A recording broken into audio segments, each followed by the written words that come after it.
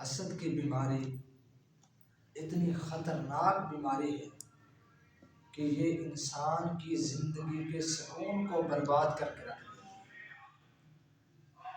جو انسان حسد کرتا ہے وہ زندگی میں سکون نہیں پا سکتا، اس لیے کہ وہ رب کی تقسیم پہ راضی ہی نہیں ہوتا۔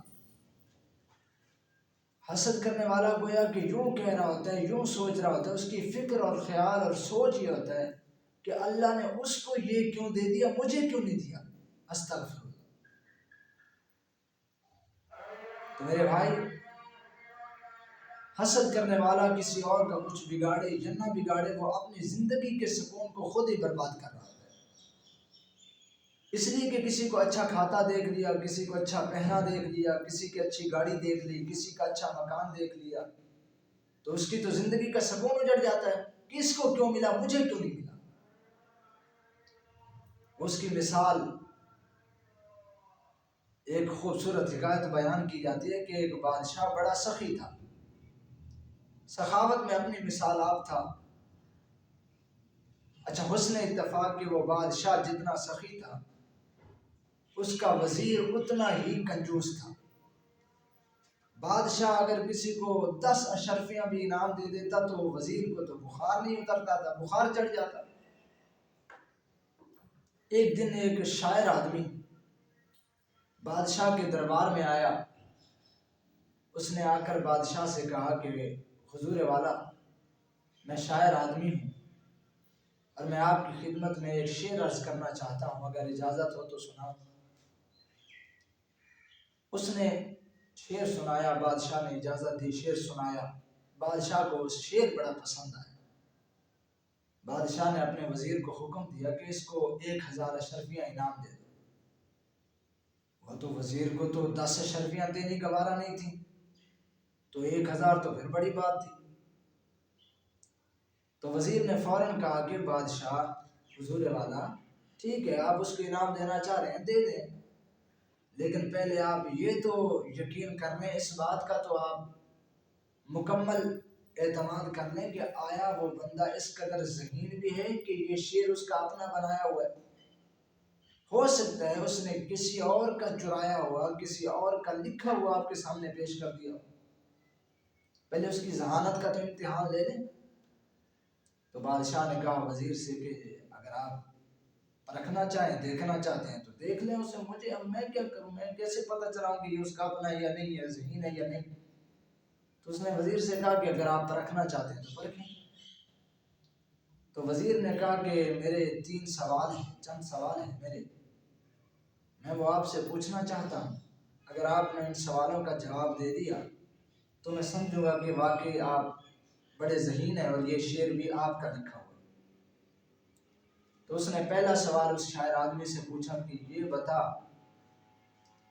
ہمارے جو بادشاہ، سلامت بادشاہ موجود ہے اس وقت جو آپ کے سامنے ہے، اس کے سارے جسم پہ بال ہیں، سر پہ بھی بال ہیں، پاؤں پہ بھی بال، ٹانگوں پہ بھی بال ہیں اور بازوؤں پہ بھی بال ہیں، لیکن اس کی ہاتھ کی ہتھیلی پہ بال کوئی نہیں۔ اس کی کیا وجہ؟ ہاتھ کی الٹی سائڈ پہ بھی بال ہیں لیکن ہتھیلی پہ بال کوئی نہیں، اس کی وجہ کیا؟ تو شاعر آدمی کہنے لگا کہ جی دیکھیں، آپ کے بادشاہ کی ہتھیلی پہ بھی بال تھے، لیکن وہ سخی اتنے ہیں، وہ لوگوں کو ہر وقت کچھ نہ کچھ دیتے رہتے ہیں، ان ہاتھوں سے سخاوت کر کر کے دے دے کے ان کے سارے بال جھڑ گئے۔ اب یہ بادشاہ کی تعریف تھی۔ بادشاہ نے کہا کہ اس کو 1000 اور دے دو۔ وزیر سے تو پہلے والی برداشت نہیں، اس نے جب 1000 اور کہا، اس نے کہا جی ابھی میرا دوسرا سوال تو پوچھ لینے دیں۔ تو بادشاہ نے کہا پوچھو۔ اس نے پھر دوسرا سوال کیا کہ اچھا یہ بتائیے، بادشاہ کی تو ہتھیلی پہ بال اس لیے نہیں کہ وہ سخاوت کرتے رہتے ہیں، لوگوں کو کچھ نہ کچھ دیتے رہتے، دے کے بال جھڑ گئے۔ میں تیرے ہاتھ کی ہتھیلی دیکھ رہا ہوں، وہ بھی مجھے صاف نظر آ رہی ہے، اس کی آپ کی ہتھیلی پہ بال کیوں نہیں؟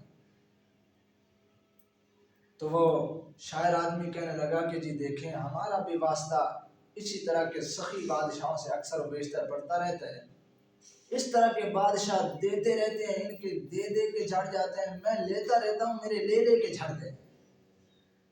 اب پھر بادشاہ کی تعریف تھی، بادشاہ نے کہا 1000 اور دے دو۔ وزیر کو تو غصہ آ گیا، وزیر نے کہا حضور والا ابھی میرا تیسرا سوال باقی ہے، وہ تو سن لیں، وہ تو پورا کر لیں۔ تو بادشاہ نے کہا کریے سوال۔ وزیر نے کہا ٹھیک ہے، بادشاہ کی ہتھیلی کے بال اس لیے جھڑ گئے کہ وہ سخاوت کر دے دے کے جھڑ گئے، اور آپ کے ہاتھ کے جو ہتھیلی کے بال ہیں وہ لے لے کے جھڑ گئے، ذرا یہ بتا کہ میری ہتھیلی پہ بال کیوں ہیں؟ وزیر نے کہا مجھے یہ بتا کہ میری ہتھیلی پہ بال کیوں ہیں؟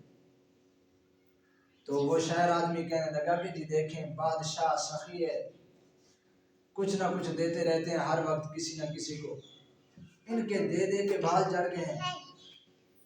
میں شاعر آدمی ہوں، اکثر و بیشتر مجھے انعام ملتے رہتے ہیں، تو مجھے میرے ہاتھ کے ہتھیلی کے بال انعام لے لے کے جھڑ گئے۔ اور آپ جیسے وزیر جب بادشاہ کسی کو کچھ دیتے ہیں، حسد کی وجہ سے اپنی ہتھیلیاں رگڑنا شروع کر دیتے ہیں، اور تو کچھ کر نہیں سکتے، حسد کی وجہ سے ہتھیلیاں رگڑنا شروع کر دیتے ہیں۔ وہ ہتھیلیاں رگڑنے کی وجہ سے، حسد کی آگ کی وجہ سے آپ کے بھی سارے بال جل گئے۔ تو معاملہ کچھ یوں ہی ہوتا ہے میرے بھائی، حسد کرنے والا کسی اور کا تو کچھ نہیں بگاڑ سکتا، وہ بس بیچارہ اپنی ہی حسد کی آگ میں جلتا رہتا ہے، اپنا سکون برباد کرتا رہتا ہے۔ اس لیے اللہ جو عطا کرے اسی پہ راضی رہنا چاہیے۔ اللہ مجھے اور آپ کو عمل کرنے کی توفیق عطا فرمائے۔ السلام۔